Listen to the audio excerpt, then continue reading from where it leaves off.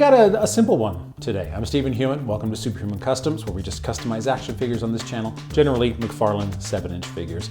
And I got this guy in one of those lots that Dale sent me last year. So I got tons and tons of figures. Most of the figures that we've customized over the past year almost have been from those lots. This is one of the last ones. I think I have 3 or 4 left, and I'm not quite sure what to do with them. And I wasn't quite sure what to do with this version of the Atom, but I love that he had sort of this glass, you know, the mask, the glass over his face, the protection. And I was just kind of debating, okay, what could I turn this guy into? I could make him a Cobra Commander if I wanted to and paint that silver, but it would be a waste to not be able to see the face through the glass. So all we're gonna do is we're gonna just make this guy metallic and add some details. So he's still gonna be the Atom. It's not gonna be a big crazy one like we've been doing recently. This is gonna be a much more simple one, but sometimes there's something to be said for doing a simple custom, and that's what we're gonna do today. The fun part about a custom like this is that it's so easy. Like, cause some of the ones I do are just crazy and they require a lot of imagination and like risk and stuff. And with something like this, there's almost no risk at all. Like, I don't much care about the Atom other than I think this figure is cool. So it's like, all right, I'm gonna metallic him. I know that I can do it. I've done it on multiple other figures. And then I'm gonna get to kind of decide what I wanna do. Like, am I gonna do something different with these areas in here?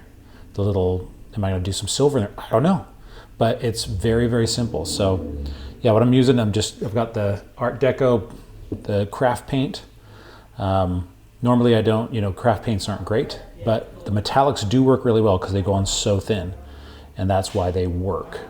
If you're using them for, more coverage stuff, I've had bad results with that sort of stuff. But with metallics, I have not had a bad experience. So just gonna go through here with the blue, and we will get this guy shiny blue.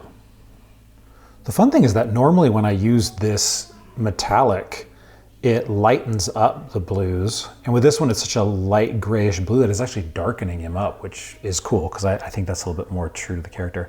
Now, when it comes to the symbol up here, I definitely do not want to paint over it because there's no way I could ever get it that good. So what I want to get is, I want to get close to it without touching it. And the great thing is that it's not really going to be noticeable that it doesn't really like super touch it, or that there's nothing in the middle, because the blue, everything is subtle enough that no one will ever notice. But they will notice if we paint over it. So I just want to get nice and close to it on all sides and then go from there and make sure I don't get any on I think I did get a little bit on the visor. And if you do get any on the visor, make sure to wipe it off nice and quick. You can scrape it off once it dries or once it gets close to drying, but I don't want to have to deal with that, so. And now we're moving on to my least favorite paint of all time, the red metallic. This thing just, I don't know, like the blue metallic, I've always loved. It just does such a great job. It covers things beautifully. This red though, like the tone is weird. But since I figured out the whole thing with the Model Air red, I can still make it look pretty cool. But with this one, I'm not sure if we're gonna do the Model Air red, honestly. I might just keep this way so that it's super metallic and have it look different from everything else. So we'll see once I've got it all in place as to what I wanna do, but I might just leave this as metallic red and not do the Model Air over the top. We will find out together, because I don't know for sure. What I've decided to do is I'm going to take the Model Air red and I'm going to use it like a wash. Just going to go in some of the creases here with it. Do the same thing on the legs.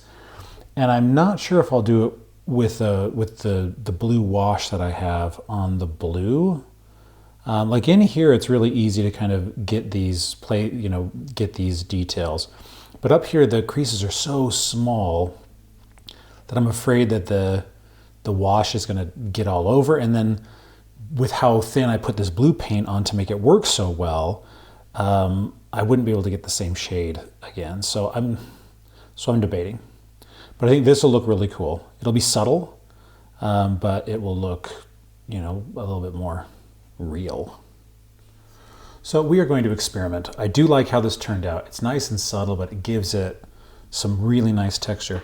So I'm gonna go in here first of all with some of this, with some of this shade, and see how it looks when I put it in here. And it's going on pretty. This is a crappy brush. I should have picked a different brush. But I think that, maybe not in the cracks, but maybe along these lines, yes, it'll work. Because it'll give it a completely different feel.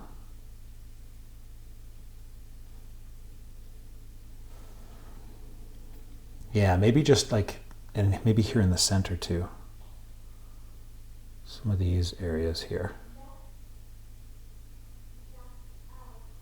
With a better brush, because this brush is a piece of crap. All right, I think I am gonna do it. You can see I got it right there. And so what I'm doing is really lightly, I'm going into the crack here, and then I'm wiping with my finger. And it leaves it pretty nicely. It does a pretty good job. So I am gonna go through all of these lines and add this shade to them so that this guy can really look cool. I'm excited about this. I thought, oh, we'll just metallicize him and that'll be enough. But I think with these, he's gonna look a little bit more special, I think. Now that I'm seeing him like this with all the details and stuff, I'm thinking this would have been a really great body to do, a buck to use for a RoboCop. With a different head, obviously. There are several heads you could have done to make kind of RoboCop, but too late. I'm liking this guy. What I'm doing now is I'm just taking some gunmetal gray and I'm hitting these pockets or whatever they are on his belt to make it so that they are metallic as well. And then we're gonna do up here, we're gonna do something with his coils with this as well.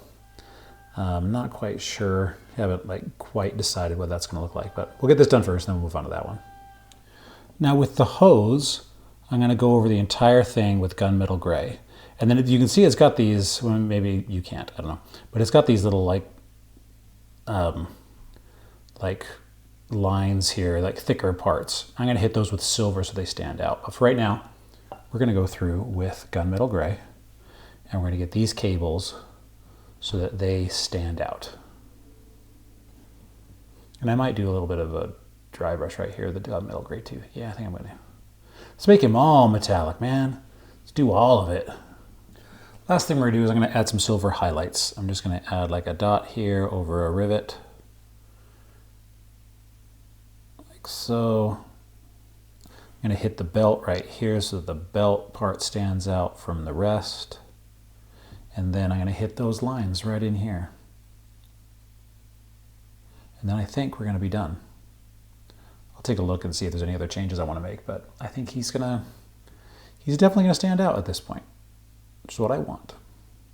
The last thing I'm doing is I am taking a little bit of wash, just a very small amount, and I'm hitting these grooves again because with how stark everything is up here in the blue, having just a little bit of red in here wasn't quite enough. But again, I'm just using a very little bit amount. I got a little bit on there and I haven't added any more. I'm just hitting in here so that it can look a little bit more uniform. And I think it's working. In my opinion, that is a cool paint job. I think he looks awesome. I was able to get in there with the wash and the contrast and really make it so that he looks like he's in some kind of suit. And like I said, this guy really would be a cool buck to make a RoboCop. Like that would just be awesome. Now I wish I had two so I could make a RoboCop out of him. And maybe I'll be able to find one. I don't know. I'm going to an action figure event here in the next few weeks and we'll see what I can find, what I can afford. Because I like them cheap, baby. So we'll see if we can find another one. Maybe I'll make him into a RoboCop if I can find a better head, because obviously this head wouldn't work for RoboCop, but there are plenty of them that would. So yeah, this is cool. Something that very simple, but turned out night and day different from what he was originally. And that's what I want. So when I put him on the shelf, the other figures, this guy's gonna stand out. He's gonna have his own little spot and I love it. Thank you so much for watching. Hopefully you guys are doing this too. that you're taking figures that maybe you don't necessarily care about, like the atom, and turning them into something that at the end of the day you do care about and that you do have an emotional connection to, because now this guy's special to me. Well, thank you so much for watching. I'm Stephen Heumann. Check out StephenHeumannAuthor.com for all of my sci-fi novels, and I'll see you soon.